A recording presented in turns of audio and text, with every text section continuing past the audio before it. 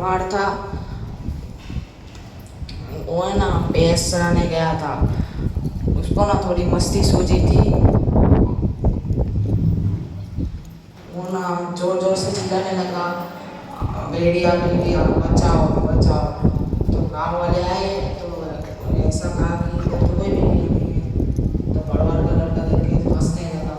एक दूसरे दिन से फिर से ऐसा किया तो गांव वाले ने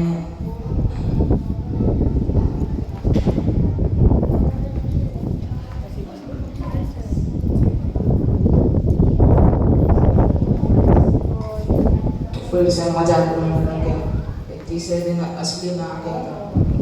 तो जब भगवान के लड़के ने बुलाया तो कोई भी नहीं आया। गाँव वाले ने ऐसे समझे कि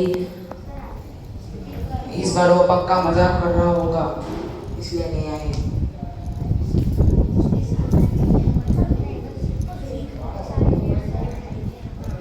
भेड़िया ने खा लिया।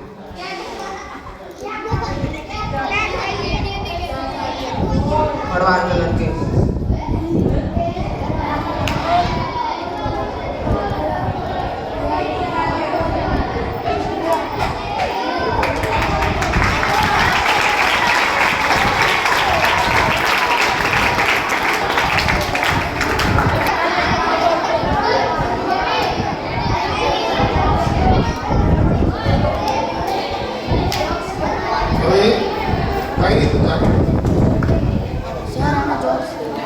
जो बेटा देखिए आपने जो स्टोरी की थी એનો મતલબ સમજાવતો અને હું એક સ્ટોરી પણ કહું।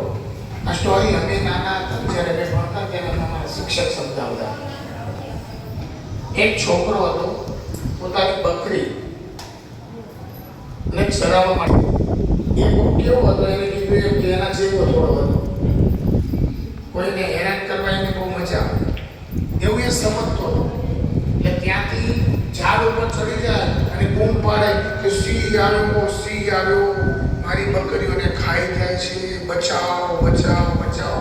એટલે ગામના લોકો બધા શું કરે, લાકડી ને ધારિયા ને એવું લઈને આવી જાય। કેમ? સિંહની સામે દોડતા દોડતા તો જવાય।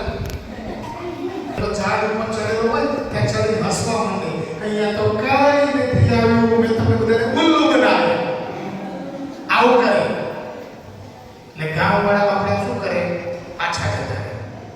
આવું એક દિવસ કર્યું, બીજા દિવસે પણ આવું જ કર્યું। તો ફરીવાર ગામવાળા કામ તો કે ખોટી મજાક કરતો હતો, આજ તો સાચો જ આવી ગયો હશે। તો ગામવાળા ફરીવાર આવે તો ફરીવાર હસવા માંડ્યો કે હું તો બધાને ઉલ્લુ બતાવું।